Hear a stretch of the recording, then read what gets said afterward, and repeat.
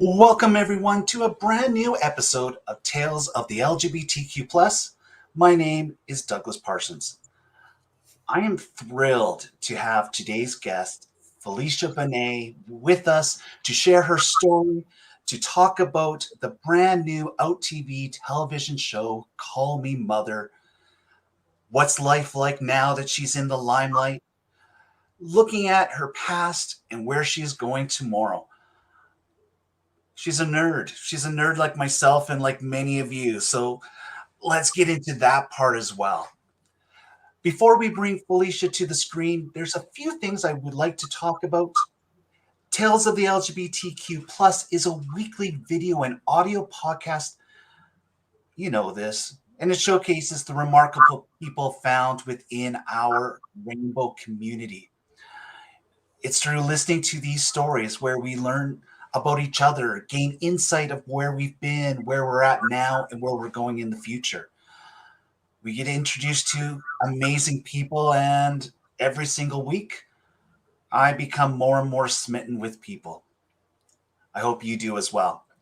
If this is your first time listening to our podcast, welcome. Thank you for finding us.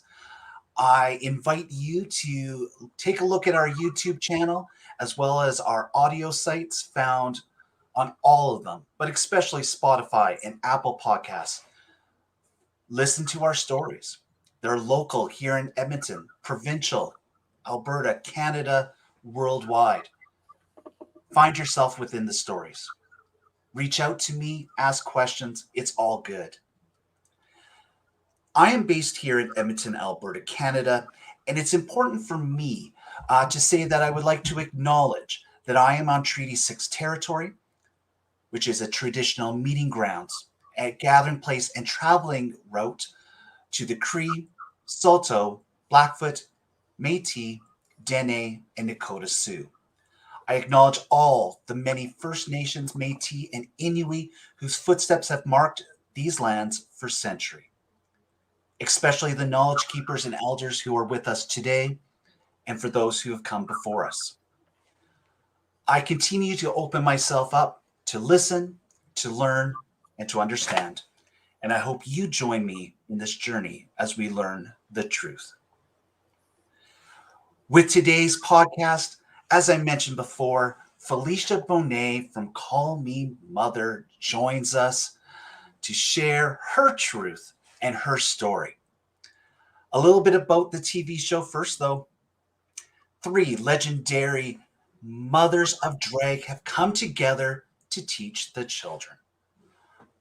I love this because I found by watching the shows in the last years, we've gotten away from the drag family.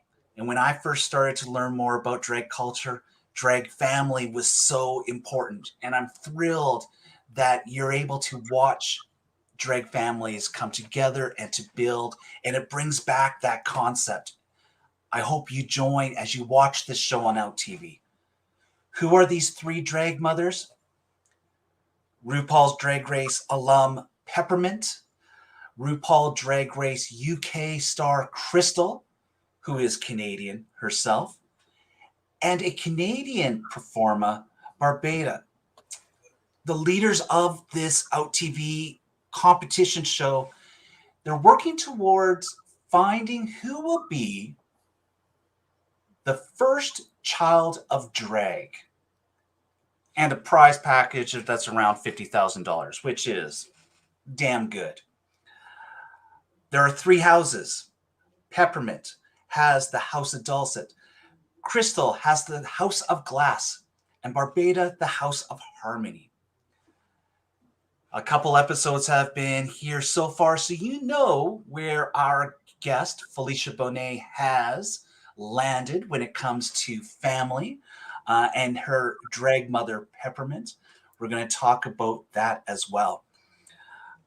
Here's another thing about Call Me Mother, which is fantastic. I've always been calling people who are in the scene drag queens, but in the advertisement for this competition, the words drag artists have been really promoted, and it's fantastic for that mind switch for myself as a viewer, as a lover of drag, to recognize drag artists.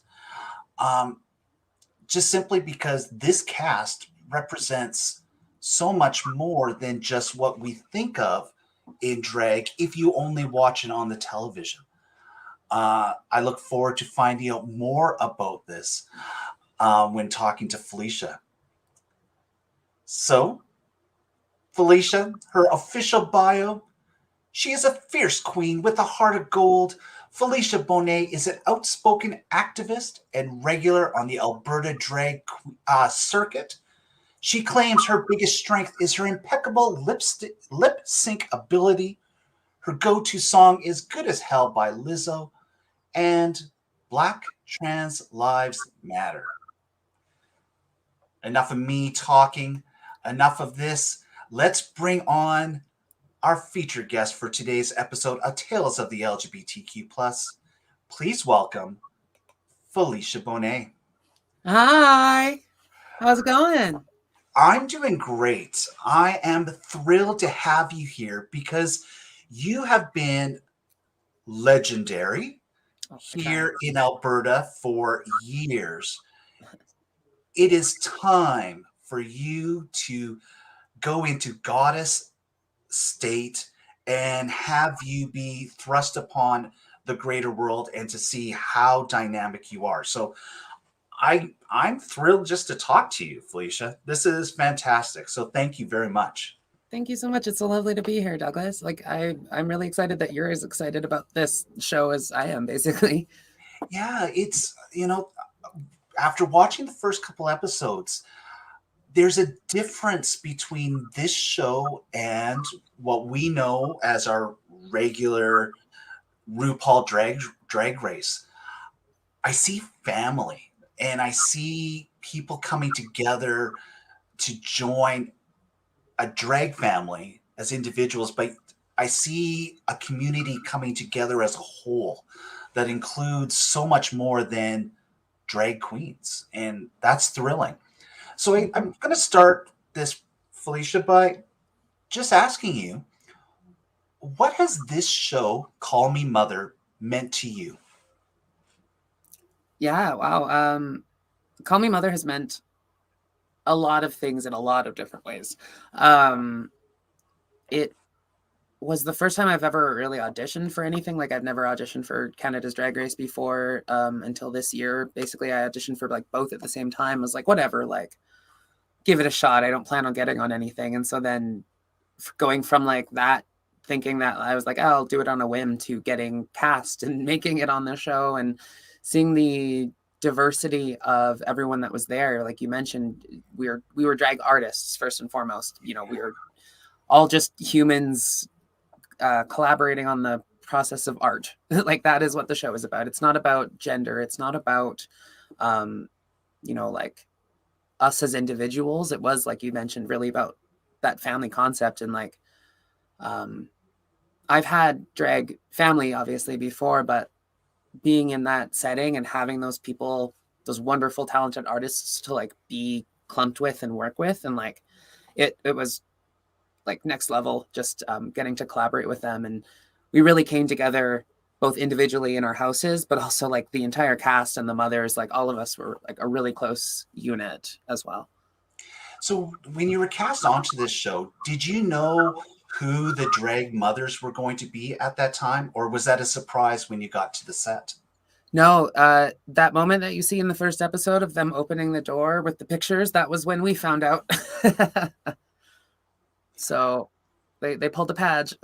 That's brilliant. It's definitely shows you that that surprise factor is important when it comes to a reality show, which this is.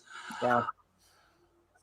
The show that, during that first episode has you performing, and to get noticed, to have the three drag mothers want you, and it's the snap of that fan.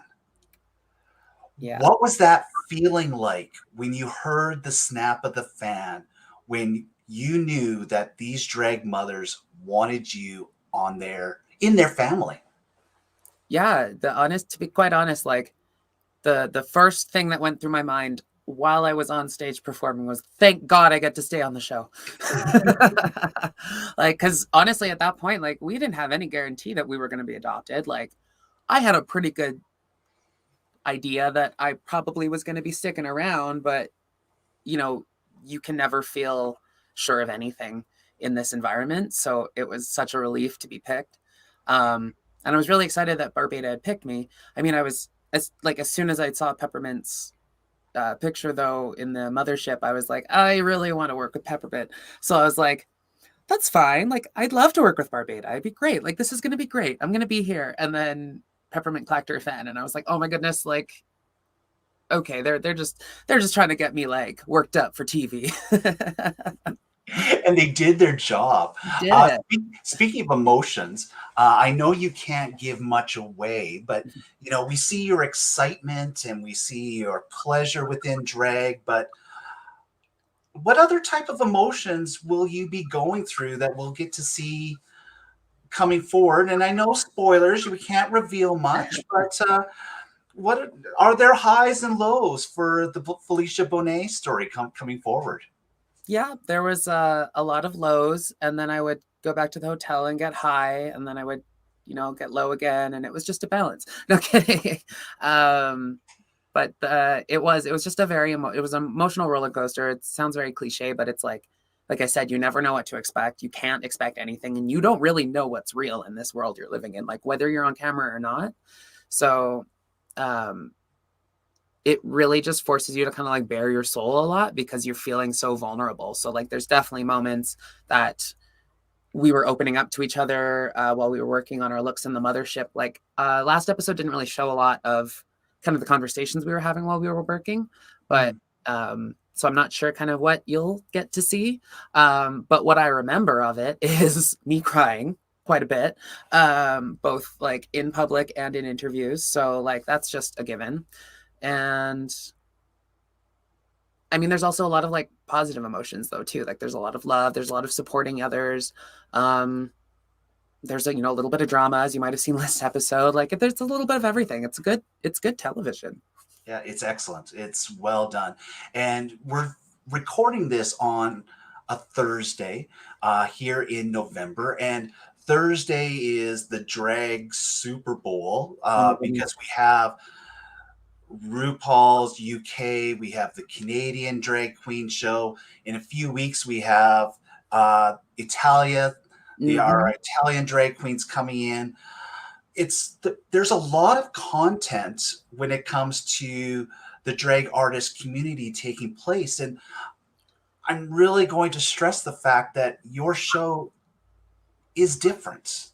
It's a competition, but that heart does come through. I'm thoroughly impressed with what I've seen so far. And you get to be in that first season, that Vaseline first season. But it's going to be remembered well. People know about Peppermint. People know about Crystal, but they may not know a lot about the third judge simply because she hasn't had that RuPaul filter upon her. So Yeah. Can you tell us a little bit about the third judge, about who she is and her accomplishments to this point? Honestly, yeah. So Barbada is a name in drag that I hadn't personally like been super aware of before the show, but like obviously coming here and seeing her be on the same plane as Peppermint and Crystal, I was like, okay, like obviously she's worth it. And like she may or may not have been like, you know, considered by Drag Race anyways before.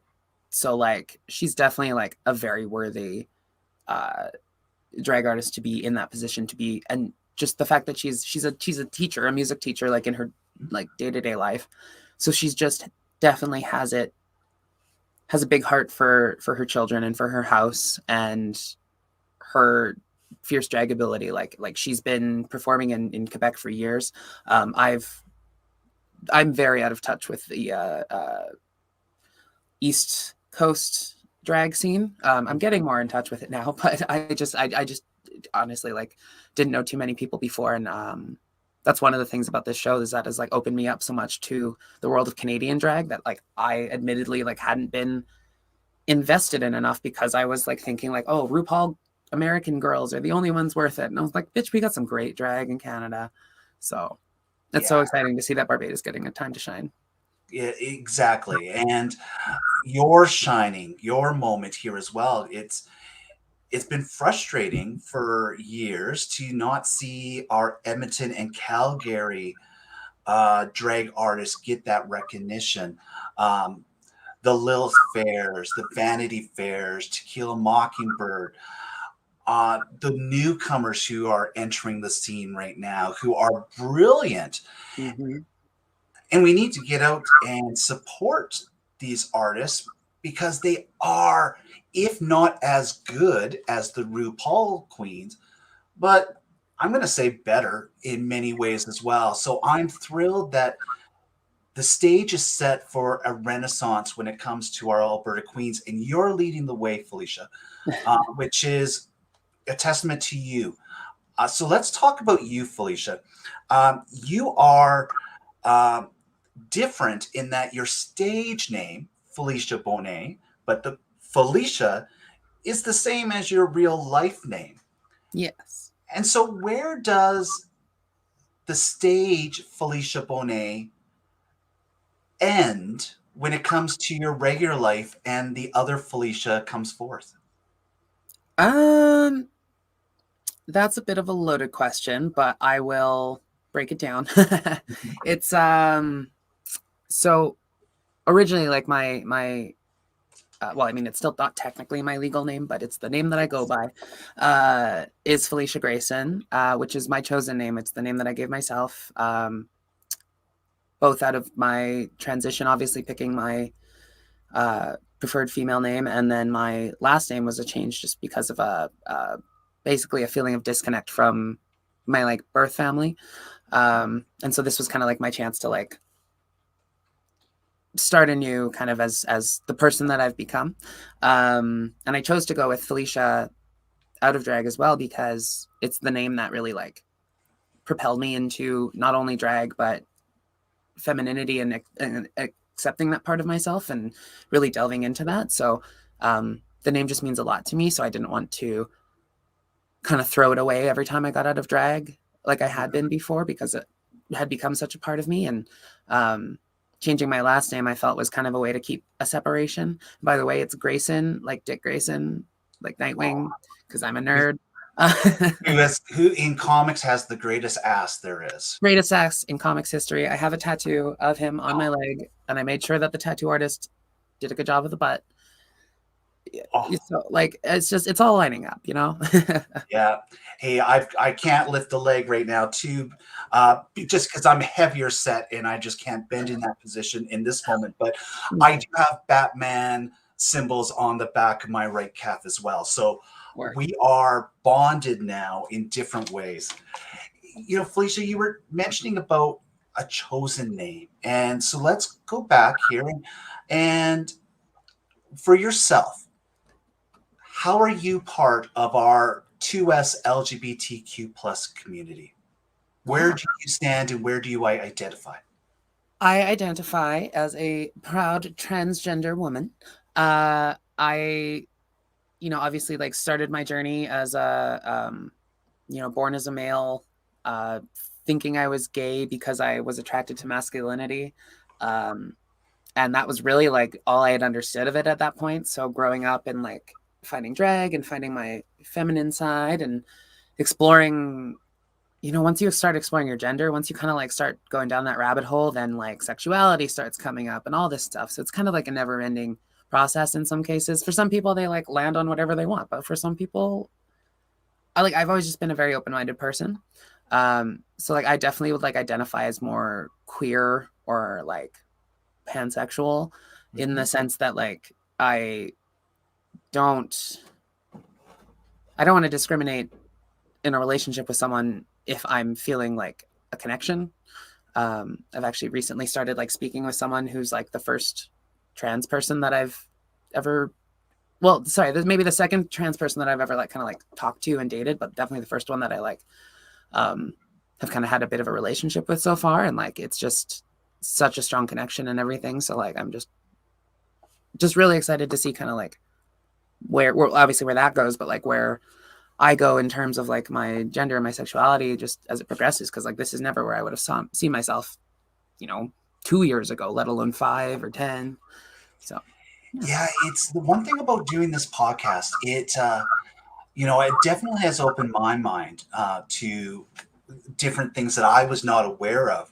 But I even realize now with my own sexuality and with my own journey, the fluidity that takes place. And it's really caused the person to step back and really question and embrace that unknown. So it's exciting to hear yourself. Yes, you are a transgender woman, but you're evolving and you're changing, and this cocoon, we don't know where you're going to be at. And 2021 is an exciting year. I don't know what happened with the bread that we all made in 2020, but it something sure, in that sourdough, yeah, it sure is good for invigorated us. yeah. Well, you said yourself 2 years ago, you may not have recognized yourself where you are now. That's pre-pandemic. So you were down in Calgary for, I believe, 10 years approximately. About that, So, yeah. yeah. So what led you to leave Edmonton at that time and to go down to Calgary? It was a mix of things. It was, I tell people it was for work, but it was also kind of for a boy. So It always is. It always is. it all kind of lined up. And I mean, obviously nothing went that far with that guy very long after I moved here, but I just loved the change of pace and the hustle and bustle. Like I was always very like big city kind of kid growing up. Like I love spending time downtown. I went to Vic downtown in Edmonton for high school and junior high. So like I was just so used to spending time downtown. And then after high school, I I wanted a job. I wanted to be able to make money and live on my own. And I didn't think being an artist at that time was going to be the most lucrative way to do that right away. So I was like, I'm going to go to legal assistant school and get a job in a law firm. Who'da thunk? And then I did that. I took a course for like 1 year at McEwen and then started working at a law firm. And then I transferred to their Calgary office about a year after I started working there. And then like just because like I'd met this person in Calgary and it kind of opened my mind up to the idea of relocating cities. And I had the opportunity with work to transfer down there. So I was like, sure, like let's try it. And then like 10 years later, I was kind of like, wow, I really just made a life here, didn't I? Like I started drag less than 5 months, I think, after moving to Calgary. And it's amazing how quickly 10 years goes by. Like it just goes by in a flash. Yeah. I need to just backtrack a little bit just for our listeners. Vic Comp was mentioned. Vic Comp is Victoria Composite High School based in Edmonton. It's well known as being a school of arts. It's definitely been a launching pad for many. I believe at one time, way long time ago, Leslie Nielsen was a person who went there. There's many other actors, artists. Chong. I'm pretty sure it was Chong. Oh, yeah. Yeah. Lots. And so you are an alumni of the illustrious Victoria Composite High School, which is fantastic. Sorry to interrupt. So is Hercules from the show. That's right. Yeah. They're an expat now, aren't they? Yeah, they live in Montreal right now, but they're from Edmonton and went to high school at Vic. So we had that in common. It was really nice to find that out on the first episode. Yeah, especially that bonding part. That's got to help. Oh, totally. Just to like know that they know what I've been through and I know what they've been through kind of thing, like as far as that high school experience. Yeah. So when you started drag, did you just throw yourself on the stage? Was this a plan? Is this something that you just started doing and went, oh yeah, this is who I am? Like, how did this drag persona come about? Yeah, so Felicia came from my desire to perform. Like after leaving Vic and moving to Calgary, I was just working an office job, and like the creative side of me was just itching for some sort of expression and some way to just like do something, because I was so used to like high school and dancing all the time. And like, even when I was in Edmonton, I was like going out to bars a lot and dancing, or like, it's just, I had kind of a life. And then I moved to Calgary and I was kind of like, oh, what am I doing? And I really wanted to like go take dance classes or something, but I just didn't have the time or money. And then I just started going to the gay bar, and I started seeing the drag shows. And it was kind of like an open stage show. So like I would just go and like sing live, because like you could just do a talent if you wanted. So I would just go out of drag and sing a song on stage, and I'd be hanging out with the drag performers in the back. And that's where I met Terry Stevens, who's actually technically Peppermint's not my first drag mother. Yes. Terry Stevens is the one that kind of started me down the path. She's a legendary performer from she's from Toronto, I believe, originally, and then lives in Calgary now. And she's like, when are you going to do drag? You should do drag. You're going to love it. You'd be so good at it, blah, blah, blah. Because she could just kind of tell that I like enjoyed being on the stage. And I was like, I don't know. I don't think drag's for me. Dressing like a woman and dancing around for people. I don't think so. And one day she's just kind of like wore me down, and I was like, you know what, like, it's fine. Like, and I understood it after experiencing it and seeing it, that like, they're just people putting on this outfit and going out and performing. It's just like theater. It's that same performative aspect of it. It has nothing to do with gender.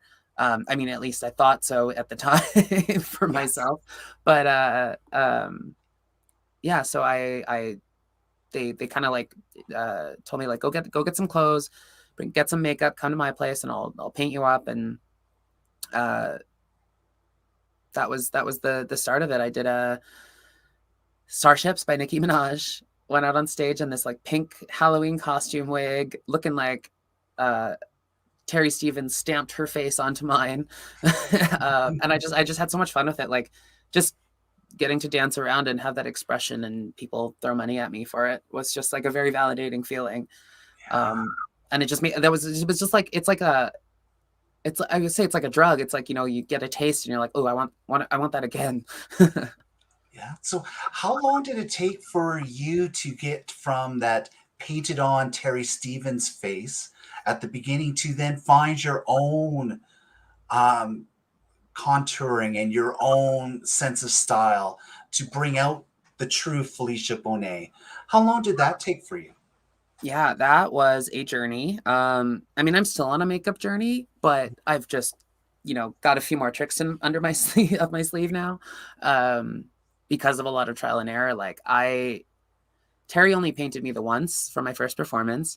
I think there's a picture on my Instagram somewhere if anyone wants to scroll back. But May of 2012, so it was a while ago. There it is. You can go follow that. And the next time I did drag, I had a like CoverGirl smoky eyeshadow palette with the little sponge tip applicator, one color of foundation, and a tube of lipstick. And I thought I was the only woman, just because I was like, you know what, and when I started drag, I mean, season 4 of Drag Race, I think, had just started or just finished, and 5 was coming up, and it was just, Drag Race is just starting to get momentum and starting to build up. And season 4 was the first time I'd even seen other drag performers on TV. So like, when I started drag, there wasn't a lot of resources. Like, you know, now anyone, like, these children grow up, he's 6 years old, Googling YouTube tutorials on how to paint a drag face. Like, I would have never imagined that for myself growing up. So like, I really had to like learn as I went, and I learned tips and tricks from other queens and other performers, and seeing people on TV, and really just trying new things. A lot of YouTube tutorials and trial and error, and it's gotten me here. It took me probably about, I want to say maybe about 3 or 4 years before I kind of locked down the way I liked to style my face, like my makeup, just for like a quintessential Felicia look. But even now, like even today, the way I did my makeup is a little different than I normally do, just because I'm more confident in taking those risks and trying different things, because I know at least now I can make it presentable. There was one part when you were tilting your head there was a little bit of a Mariah Carey look there to you. So yeah, that was interesting to kind of have that flash towards us. Moment. But yeah, I have to work on some more looks. we're going to come back to yourself and talk more about gender and what that means in a little while. But I do want to touch upon the fact that when learning more about you, it was really hard for me to track down the nickname because there's a little bit, the queen of the nerds. There's yourself, sass, brass, and I think a whole lot of ass. I think I've seen that one a little bit there as well. Pretty generic. That's usually all for me though. Okay. So the moniker, the nicknames, can we hoist Queen of the Nerds on your shoulders? Or is that one that you're going to be dodging for a while? I mean, I feel like it's like that imposter syndrome moment where it's like me, the queen of the nerds. Like you have so many other like talented, especially other talented Black nerd performers like Dax exclamation point. And I don't know if they're a drag performer, but like Ocean Kelly is like another one who's like a big nerd person. So like it's like kind of like I would love to be included in that realm. I just haven't been trying that hard. I just like I'm like a nerd in the sense like I don't want to like dress up and cosplay like I do, but I don't. But like I just want to like talk with someone forever about like Marvel movies and comic books and D&D and like so well, yeah, we I can't guess talk for hours. Yeah. Yeah, we can't talk for hours for this, but let's talk about some of your nerdum. And I'm going to be really specific here because I'm going to bring something to our screen for the people who are watching us on YouTube. And I'll make mention of this for our audio listeners as well. But Felicia, you have a D&D, Dungeons & Dragons podcast that people can find on anchor.fm. You just have to look up Prof plus 6. PROFPLUSSIX.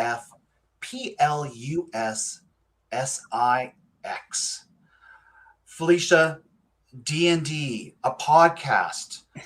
How did that start? How can you do a podcast about Dungeons and Dragons?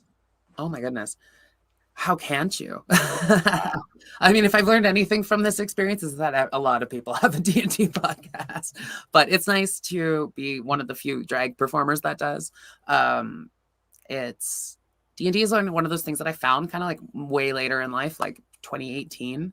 I stumbled upon it literally through a guy that I was trying to like just hang out with, like, hey, like, do you want to come over and cuddle? And he's like, yeah, but I like have this like stream that I have to watch at 8:00. And I was like, cool, we can watch that. And like, literally that was my introduction to D&D. Like didn't know what he was going to watch. I was just like, yeah, like let's cuddle. And then literally I'm like laying there watching and I was like, oh no, wait, this looks really fun. And I was like, can we do this? Can we play? And like, just, it was all downhill from there. Like I fell in love with the fact that it was improv and storytelling and combined with like, logistics and spell casting and modifiers and all that. Like it just really appealed to me for some reason. And I was watching Critical Role, which is what propelled me just into loving D&D because they're such amazing storytellers being voice actors. And like, I've always aspired to be a voice actor too. So like, it just felt so right. Watching them and from there, I really just kind of delved in head first. I started playing one-shots with friends. I joined a couple campaigns. I actually ended up meeting Matthew Mercer from Critical Role. So in the same vein of trying to impress this guy that I was trying to hang out with, I tweeted at Matthew Mercer because he was going to be in Calgary for OUTtv. And I was like, hey, while you're in Calgary, do you want to come see a drag show? And he's like, oh my God, yeah, totally. Like let's hook it up. And I was like, oh, okay. Like, oh, well, someone's getting laid tonight.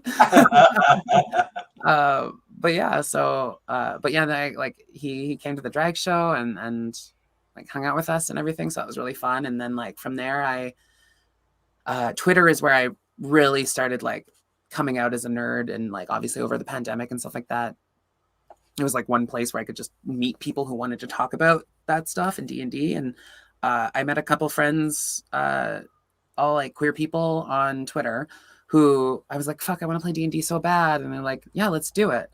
And so we got a game together. My friend Mike online, he's an amazing DM. He set up a whole campaign set in his original world called Aloria, that he'd been making up for years, and he just wanted to play a campaign in. So the podcast came later. Like we just started kind of playing, like we built these characters and they all just seemed so fully fleshed out. And we'd been playing like just a couple episodes and I was like, y'all, we're really entertaining. Like I know that like everyone thinks that their D&D group is like the best D&D group, but like no, honestly, we're the best D&D group. So like we had kind of like thrown it up in the air about starting a podcast or streaming it or just doing some way to just get it out there. But then I ended up getting the call for Call Me Mother. So I was like, oh, hey, Mike, I'm going to have to like disappear for about a month if we can like work that into the story. So he kind of pulled some things up from my character's backstory, pulled out some things from their past that I just kind of sprinkled in randomly, not expecting anyone to do anything about it, which is why he's such a good DM.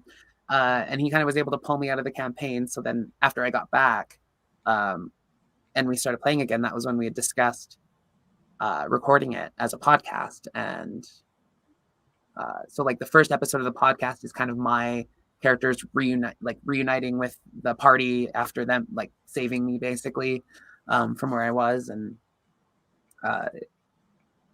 it was just such like a nice thing to have with such a great group of people. Like we're all queer people. They're all across the world. Like most of them are in America. And then we have someone from Buenos Aires. He lives in Argentina. So it's just so wonderful that like, you know, across so much distance that not only was I able to find like people who shared my interests, but they're also queer. So I think our podcast has a lot of heart. We're on a bit of a hiatus with it right now. We have a few episodes out. Turns out it's a lot of work to produce a podcast. Yes, it does. We're kind of just plowing ahead, and it kind of got backed up a little bit. So we're working on it. We're also kind of planning kind of rebranding it right now. Like we've had talks. We're very non-committal right now because it's been a long year. But the kind of idea I think that we're going to take it potentially forward in is like more of like a one-shot style. So like if we're doing one-shots and then it's just kind of these individually contained stories that people can just come in and pick up. You don't have to follow a whole campaign and listen to 1,800 episodes and like just have fun with, hopefully, because I think we're all like an amazing group of people. And like we honestly just played like a Halloween one-shot recently. And I was like, every character we make is amazing. People will love us. I love D&D. And I do want people to check out the podcast because it's, I know a little bit about it.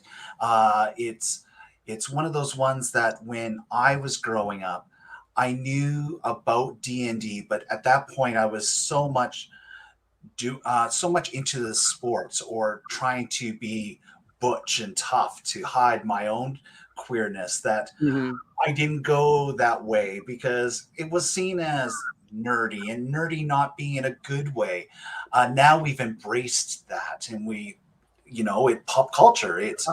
You need nerds like us to keep everybody entertained. So I'm thrilled about this and I hope people do check out your podcast. And once again, I'm going to make mention anchor.fm prof+6 PROF+PLUSSIX.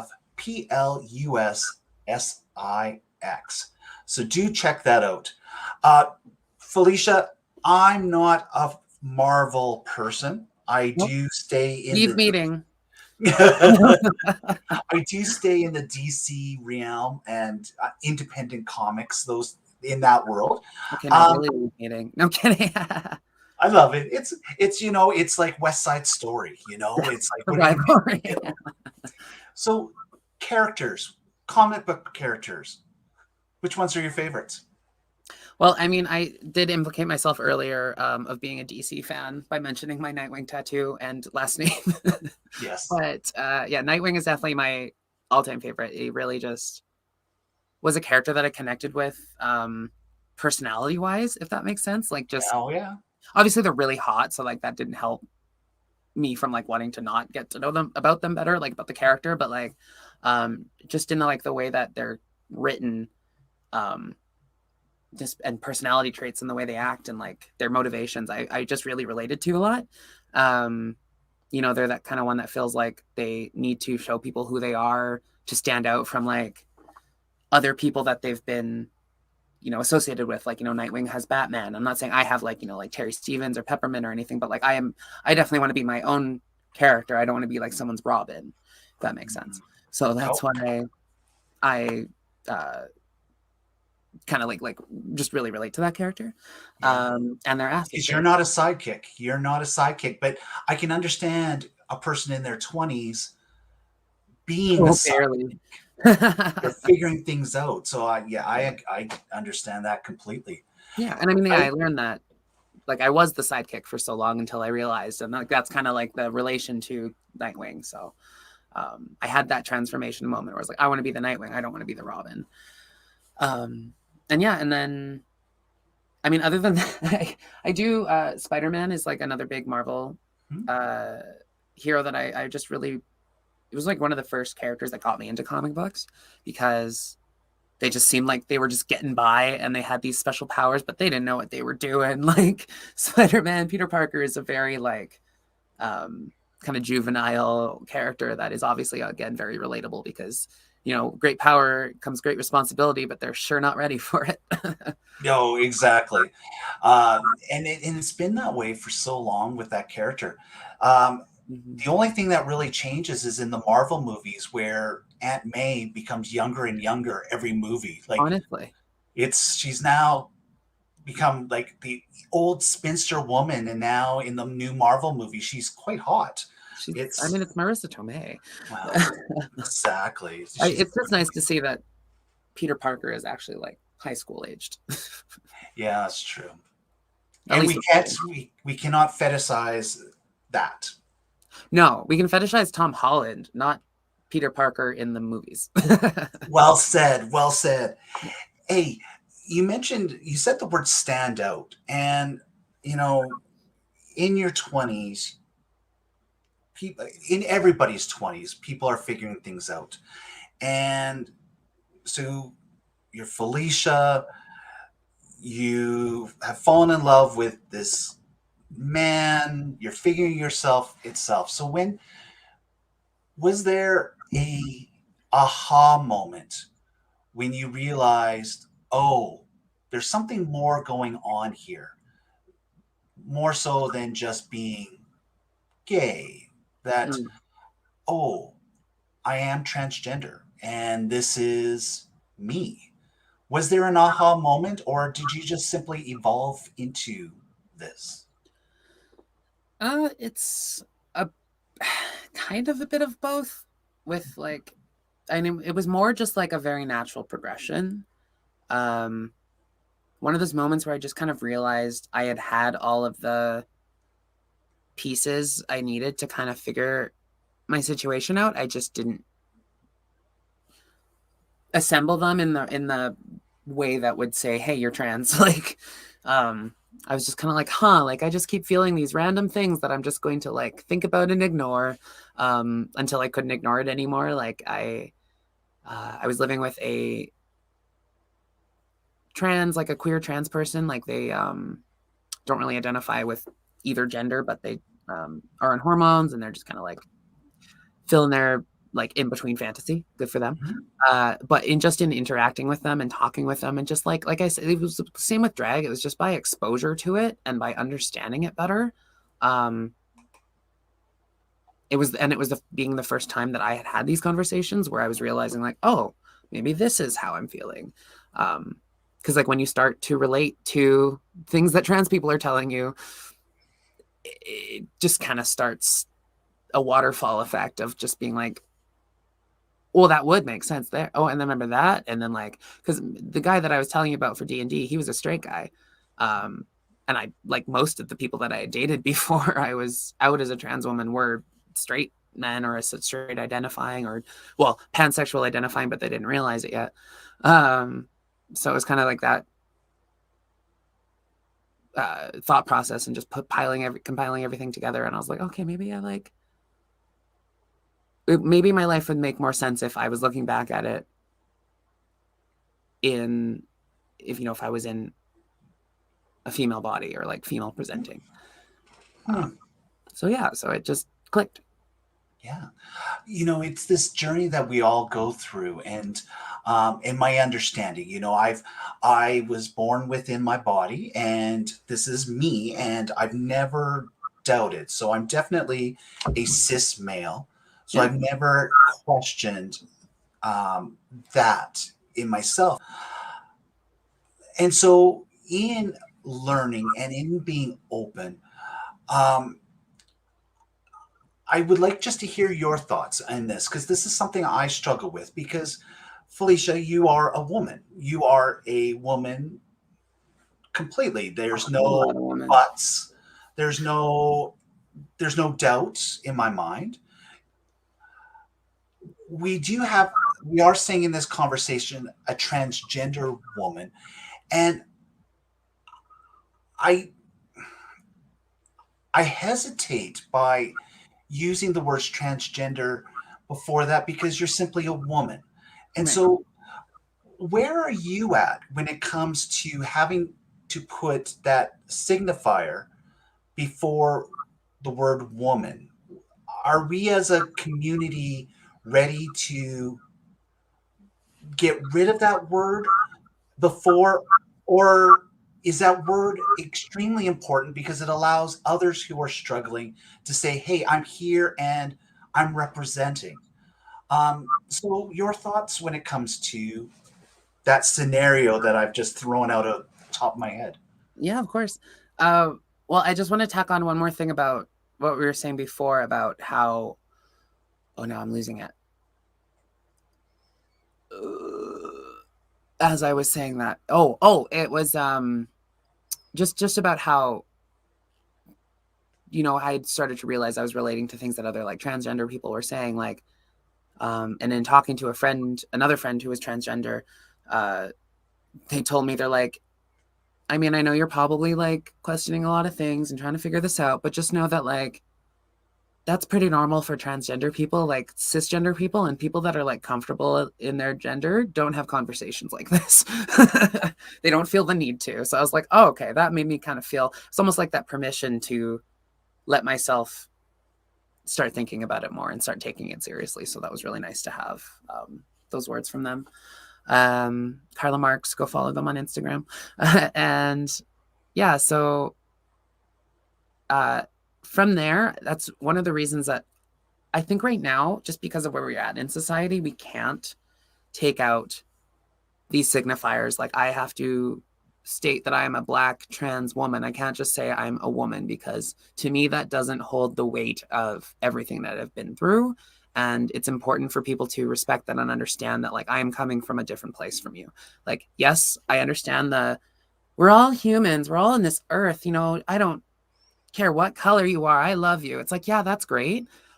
But you can't ignore struggles that people go through. And it's a very privileged standpoint to stand from, to say, well, I don't see your color. I don't see the struggle that you've been through. I just see you as a person. You're invalidating everyone's experience just by that. So I think that's why it's very important to say I'm a Black trans woman, because it's not for me to tell you, to out myself to you and to the world and to, be like, oh, look at me, I'm the Black trans woman. It's saying, like, I need to represent myself. I need you to understand where I'm coming from. I mean, unfortunately, we live in a society where like a lot of people just are concerned with what's between your legs. So that's kind of, I think, where a lot of people's minds go when you say you're trans, is they're just thinking about your genitals, which is really the last thing we need to be concerned with right now. Exactly. Out of everything in the world, that is the last. And never, ever, ever bring up a conversation with somebody Like, who please is don't. transgender asking about surgeries. And when it comes to that, it's so disrespectful. So I'm putting that out here to people who are listening. And dead names are dead names. Yeah. Respect that. Yeah. Don't And ask someone their dead name. Like, honestly, like the guy that I've been seeing right now, like, told me like flat out, like I had never even thought to ask, but he's just like, yeah, like I'll be really open with you, but the one thing I will never share with anyone is my dead name. And I was like, I don't want to know. That's the last thing I want to know. You have so many other interesting things about you, like, and he was the exact same way about me. So Perfect. That sounds fantastic. And Fucking and thank you for everything that you said, because it's myself struggling with things, but it's also recognizing that I come from a place of privilege. For myself, being cisgender, Caucasian, who has the love of his parents, and there's a lot of privilege in there. And so thank you for mentioning everything you did, that you said, because it's important for everyone to understand. Black trans lives matter. we Period. we go That's through a lot. Our community has one of the highest, freaked fatality rates in the queer community. Some of the greatest discrimination that white trans people don't have to deal with, that Black people alone don't have to deal with. So like, that's why it's important. Intersectionality. That's your word of the day. Go look it up if you don't know what it means. yeah. I I know what the answer with this, or at least I assume what would be the answer to this is you are an activist in that Mhm. everything I've read. I don't know how to ask the question exactly, but how could you not be an activist, considering your background? So, is are you an activist because you now have a platform, or were you always an activist? I've always been an activist, especially like at heart. Just I have a lot of empathy. I have a lot of care for others, um, and that just started from like a very young age in like elementary school, with my mom telling me to just try and be friends with the kids that no one wants to talk to because they're probably the most interesting people. And I just kind of carried that through my life of like, I'm not going to discriminate against anyone. I'm not going to try and make anyone feel bad because they are, weird or other people don't like them. Like, I'm going to give everyone a fair shot. Um, and then when I got involved in the queer community and like, coming to terms with sexuality and all that and meeting more people, I was like, the last thing I'm concerned with is judging any of these people. Like, I want to learn so much about them. I want to understand them better. And, I went to like Camp Firefly, and that was like a really big opening, like mind opening for just the world of queer people. So, I just, through my life, I just never wanted to make anyone feel neglected or bad or like, that they're not worthy of something. Cause so many people will make people feel like shit. And like, what's the point? Like, you don't have to be their friend, but don't be an asshole kind of thing. And Yeah, I've had so many people be assholes to me. So I'm like, I don't want to make anyone feel the way I've been made to feel. yeah. We don't need to punch down. People have No, been punched down enough. Let's I'm going to clear start that punching up. space. Absolutely, punching up is always a good thing, Yeah. and we definitely want to enable people in that way, no matter what. Hmm. Hey, let's. We've talked about yourself, and we're going to come back to this. Ella Lamro, Yeah. who's from Kelowna, who's on the show, had a quote that I'm going to say out loud, and it talks about that family. And she said, "We are such an amazing group and have the widest range of identities on any drag show.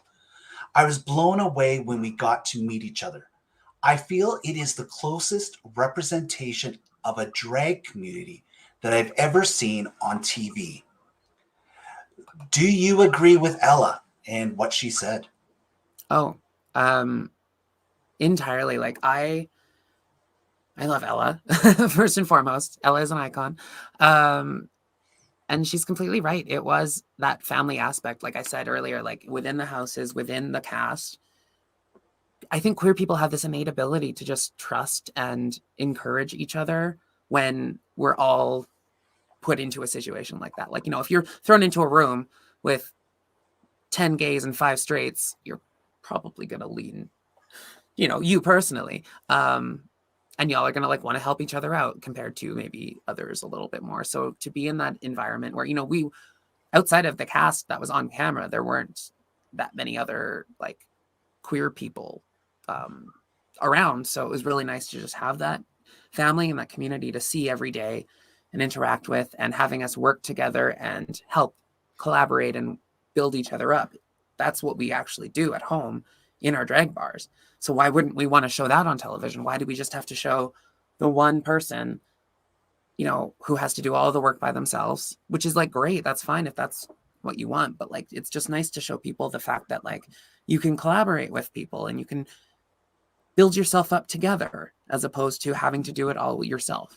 And that's the thing that they don't show you on these drag shows like RuPaul, where these girls all do have drag families back home, but they don't really get to talk about it because they have to talk about themselves. Yeah, exactly. And that's why I guess over watching the last number of seasons of RuPaul, I've always felt that sense of drag family has been missing from the community itself. But I'm understanding more and more that the drag family in Calgary, in Edmonton, in Vancouver, and everywhere in the world still exists. It's there, but it just hasn't been celebrated as much as it is on your TV show found on OUTtv, Call Me Mother. And you're really celebrating that family, and that's fantastic. So, what does family mean to you? Yeah, family for me personally means the people that are in your life that accept you for who you are, no questions asked, will love you, support you. And that doesn't necessarily mean that it's going to be the people that you were, you know, in the group of people you were born into. I am not the closest with my like birth family. And that's mostly just because of like a lack of interest on their part. It's not that they like aren't supportive of me and they don't like anything that I do. It's just they don't want to get too involved. And I was like, fine, then you don't have to. Bye.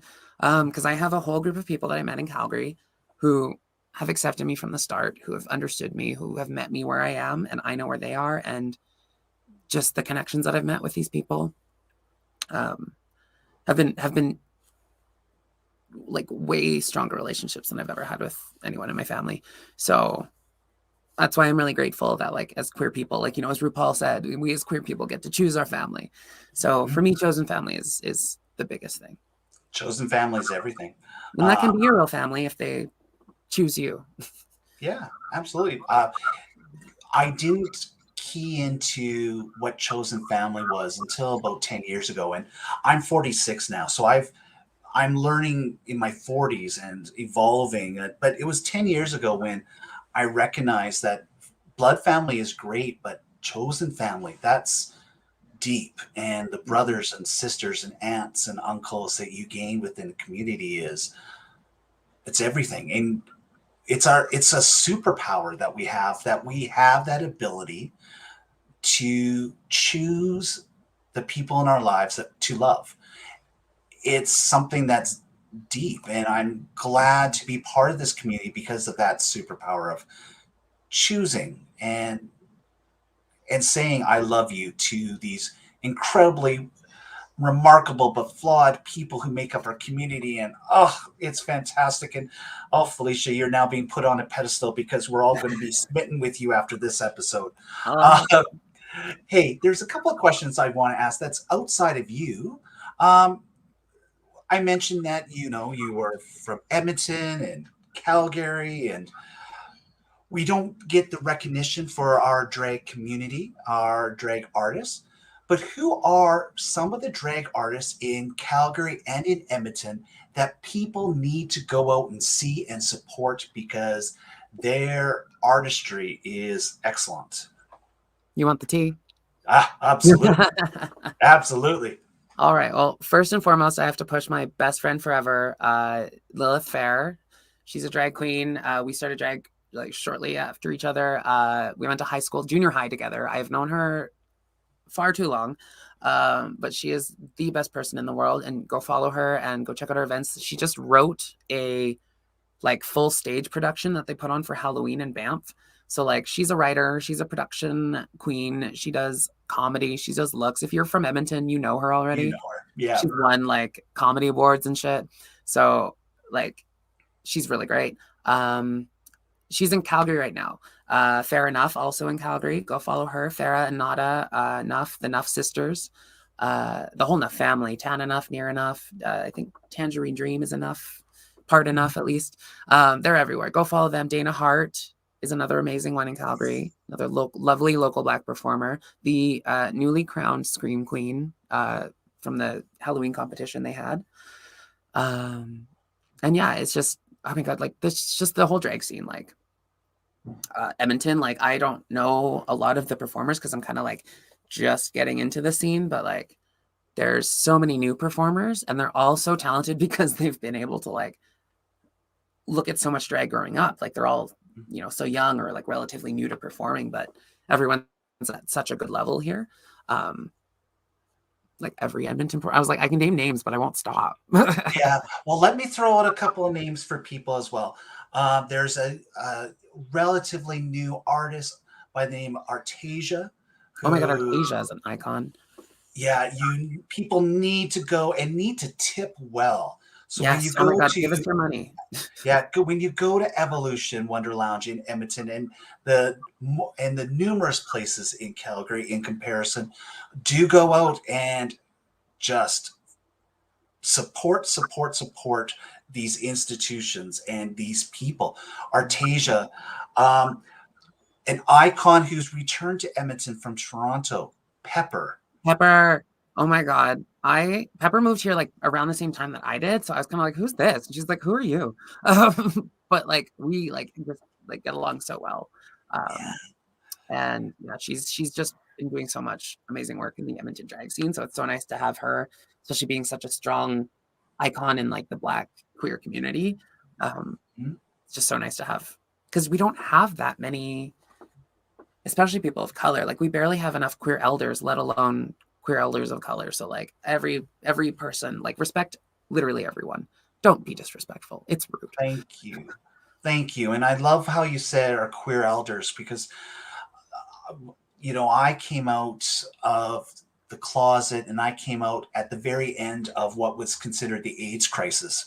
And I graduated in 1993. And in 94 and 95, I attended 22 funerals from people who passed away from HIV/AIDS. My number of funerals is way lower than many people who are still around today. And I struggle at times because I'm at an age where younger folks are beginning to call me daddy, which I like. I love But at the same time, it. though, too, I don't have that breadth of knowledge that I wish I had passed down to me because I didn't have those elders to talk to and learn about our culture and learn about how to navigate within the community. So respect everybody, especially our queer elders who are here, who are part of the community, and definitely understand the queer elders who are doing their own thing because when you've lost the people around you, it's tough to continue banging your head against the wall. So that's me being on a soapbox at a moment. But Oh, please, it's important Felicia, to you gave me an share. opening there by saying the elders, and I appreciate. Hey, Felicia, there's something that's happening on Monday. It's not just a brand new episode of Call Me Mother found on OUTtv, but there might be something else taking place this Monday. Monday. I don't Tell know. I us more about that. think I have like a doctor's appointment or something, but no, I mean, it's an episode of Call Me Mother where I'm going to be hosting a viewing party at Evolution and bringing in one of my very good friends all the way down from Calgary. Valerie Hunt is coming up. So that's exciting. That's very And it's exciting. my birthday. So I get to hang out with Val for my birthday. Yeah. So for your birthday, you get to host a show, bring in a fantastic artist from the show itself. Um, are you wanting to say the age that you're going to be turning? I mean, let's just say that after this birthday, some other people are probably going to start calling me an elder. Yes, yes, exactly.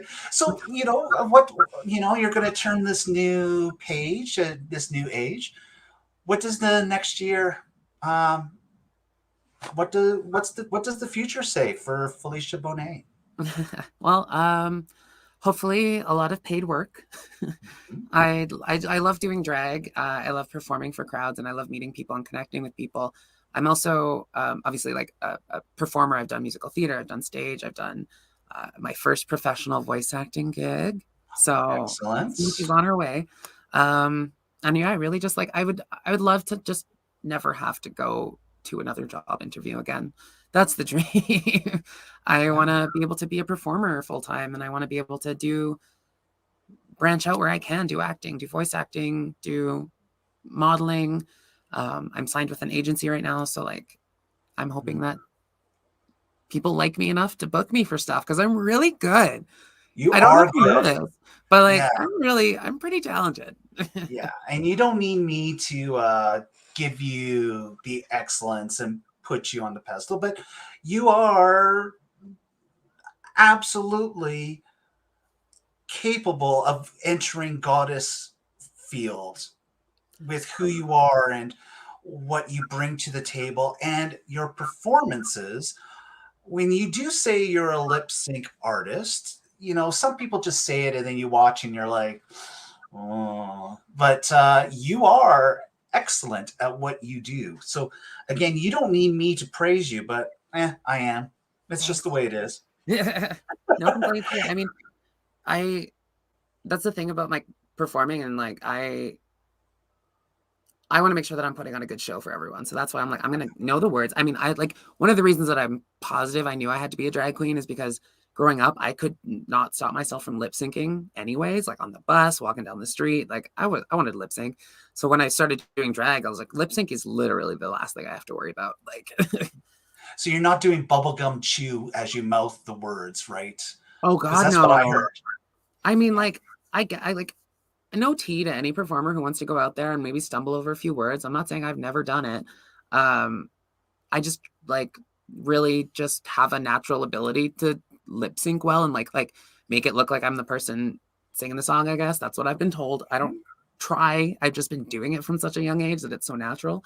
And then honestly, one of the other things I've started getting more into, especially since coming back from Call Me Mother, is singing live, because it's like always something that I've been capable of and I've done it before. I just never thought to in drag. And because like, how we say drag communities can be a little catty sometimes. It's like every time I would sing live, people are like, oh, she's the singing girl now. Like, oh, good for her. And I was like, okay, if you're going to be a bitch, then I won't sing. Like, but then I was like, no, I want to sing. Fuck her. Yeah, sing. In England, it's well known that the performers are singers, and we saw that. And I can't remember their name right now. They were on the RuPaul American, and when it came to the lip sync, Oh, Charlie Hides. yes, they Yeah. just kind of stumbled because they were a performance, sing out loud, and so lip sync wasn't them. And so sing, I mean, they could show have your tried a talent. little harder, but that's Yes, the yeah, thing. they could. You should be a well-rounded performer. I think like if you're a singer first and foremost, that's great. But like, can you lip sync? And then if you can lip sync, what else can you do? Like, I'm not saying everyone has to be able to be, capable of so many things, but I think especially on the stage of RuPaul's Drag Race or on a television show, that's where you really want to show people how well-rounded you are. And that's kind of like where I was like, I need to stop holding back on my talents and what I know I can do, because that's what's going to help me stand out from so many other people that are all trying to do the same thing I'm doing. Yeah. Let's bring. No, I'm going to ask you a question first before we bring up some of your sites. You are on the TV show Call Me Mother, and I'm going to mention those words over and over again. Your drag mom. Go ahead. Sorry. It's on OUTtv. Yes. And at what times can we see it? It releases at 9 p.m. Eastern time. So 7 p.m. Mountain time. Excellent. And it also rebroadcasts on other times. Evolution. Yes, and come on Monday to Evolution, but there's other places. And if you're watching us from the States, there's different places that you can get the show as well. You can get a OUTtv subscription through your Apple Plus or your Amazon Prime account. Excellent. Well, there you go. That's something to do for today. There you go. It's not a RuPaul show. Peppermint is from RuPaul originally. Crystal is an alumni from the UK version. Brooklyn Heights Drag Mother is part of this show, Fahrenheit. Do you need RuPaul to have tuned into the show and to recognize you in order for you to take your version of drag on the road and be accepted by others? Do you need that recognition from the grandmother, the poster woman? Do you need that at this point?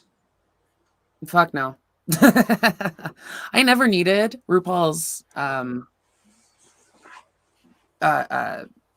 validation. Like, obviously it would be nice, and it's nice for successful people to notice you when they're successful in your field, but I never got into drag for RuPaul.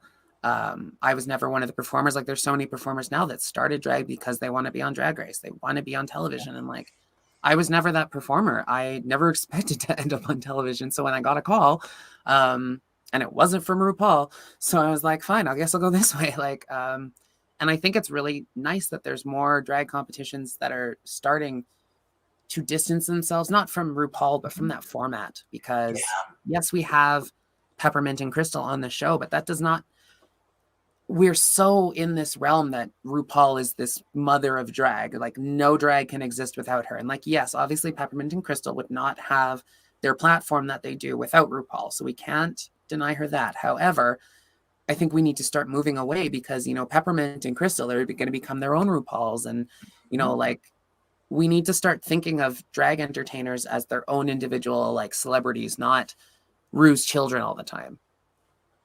Love it. Excellent. I don't need that for myself. Like, if I get on the show eventually at some point, great.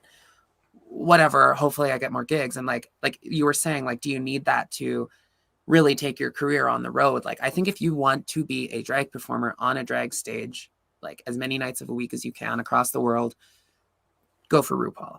Go for that exposure, because that's what's going to take you there. Something like Call Me Mother, I'm not saying it can't evolve to that same kind of stage, but it's just very much that, like, I felt like an artist being brought to this opportunity for who I am, to see what I can do, not and like to see where I go from there, not to just, hammer me out on the next season, do a tour, and move on. Like, I want to build off of this experience.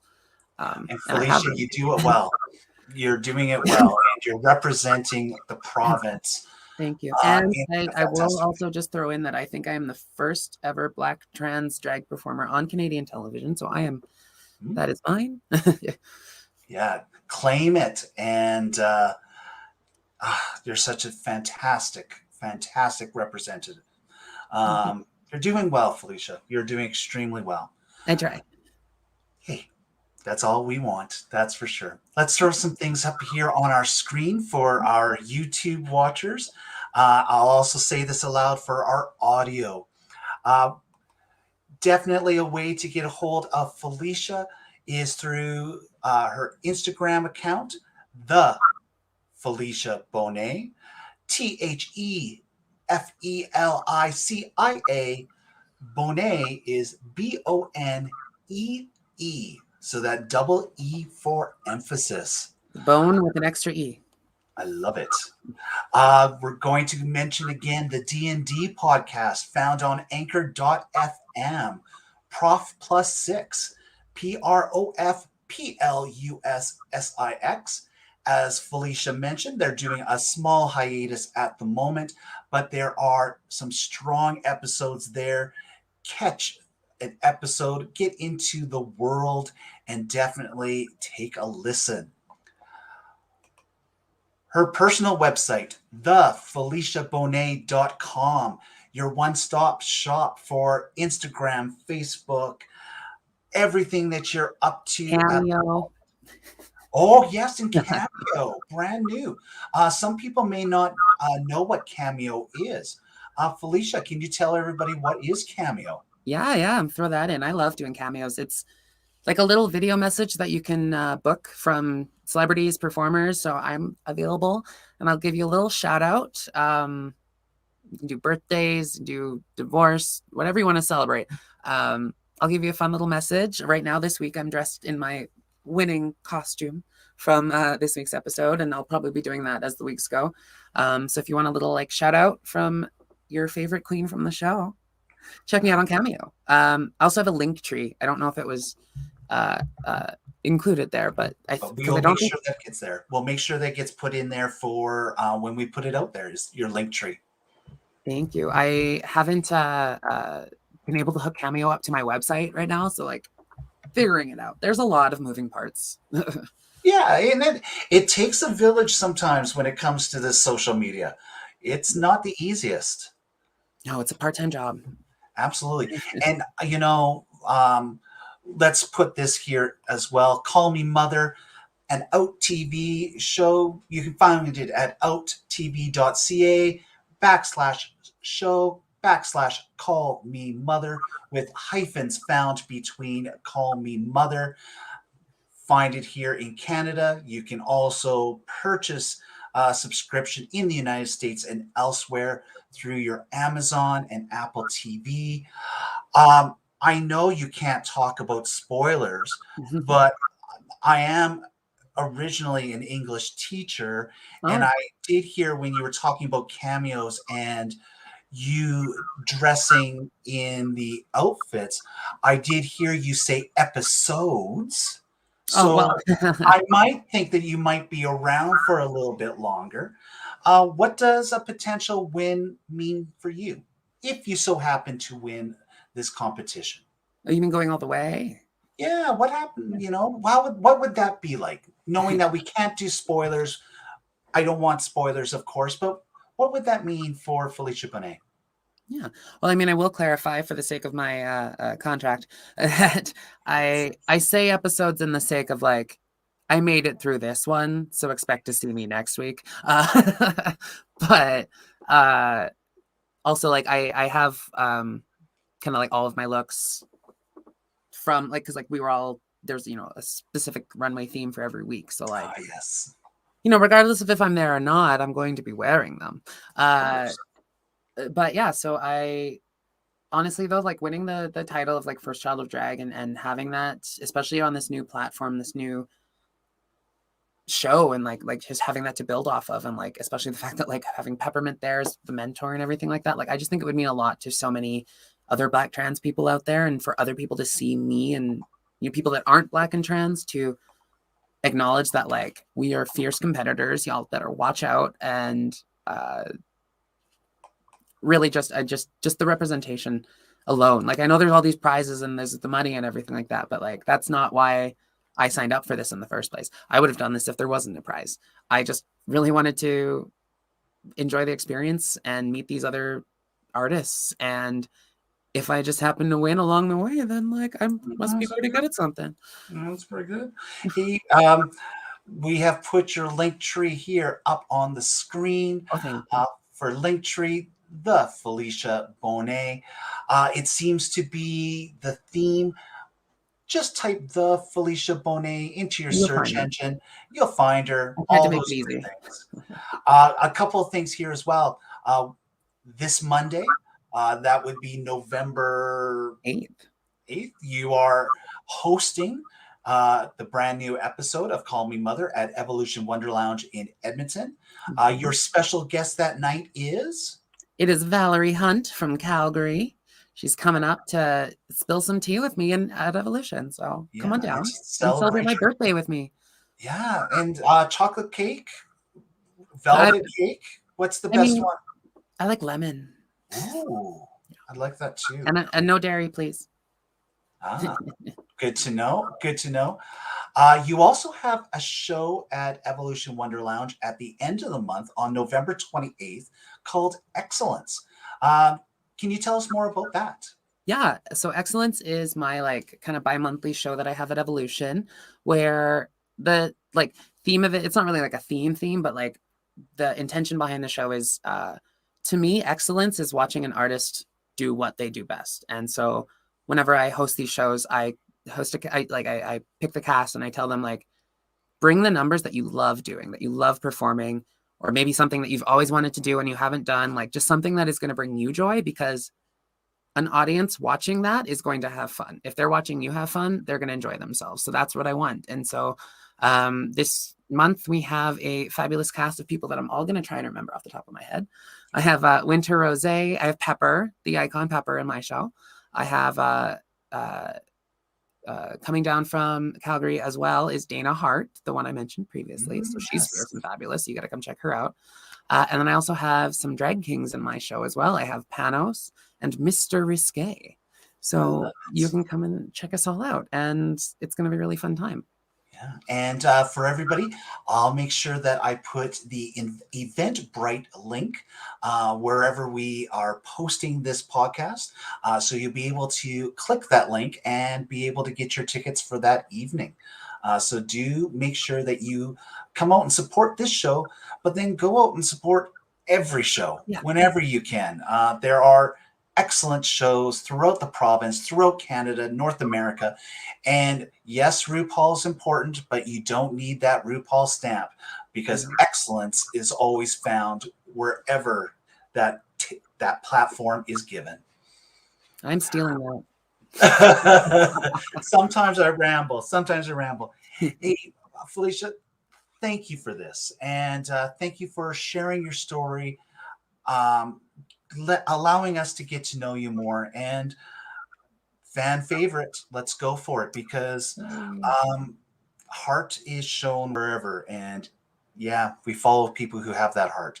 Doesn't need to be Dana Hart, but it could be a Felicia Bonée as well. I mean, follow Dana Hart, but also follow me. Yeah, exactly. Exactly. One last question. You mentioned at one time that you went to Vic Comp. It's a high school. Mm-hmm. What would Felicia Bonée say to that younger self back during those years? If you had a chance to talk to that person, what would you say? I would say you're a lady. I mean, I would probably explain it a little better, but I also would just be really fun to fuck with my younger self. So, but yeah, no, I would just honestly like, it's kind of funny because it's like one of those things that I've always known from a young age. It's like, you know, everyone says it gets better. And like, I've kind of like, obviously it's so vague and cliche, but like, I've always just kind of held on to like the fact that I was like, something good has to be coming. Other people have good things happen to them. I'm just going to try and be a good person and see where that takes me. And so like, I don't think I would have like told myself to take any other directions, maybe just to like try and consider thinking about your gender earlier. Yeah. And there's going to be somebody who's going to listen to those words right now and understand completely. So thank you for that. Yeah. Like, I'm honestly, like if I hadn't gone through everything I'd gone through, I wouldn't be here 100%. So yeah, no regrets. Good. Well, Felicia, thank you for this. We look forward to watching you in the next episode, singular. And I have my fingers crossed and everything crossed that there's multiple episodes after that for sure. So thank you so much. Yeah. So on behalf of Felicia Bonée, my name is Douglas Parsons. You've been listening to Tales of the LGBTQ+. Please take a look at our other content found on YouTube and our social media sites. I know that there are stories that are resonating with others, and I'm confident that they will resonate with you as well.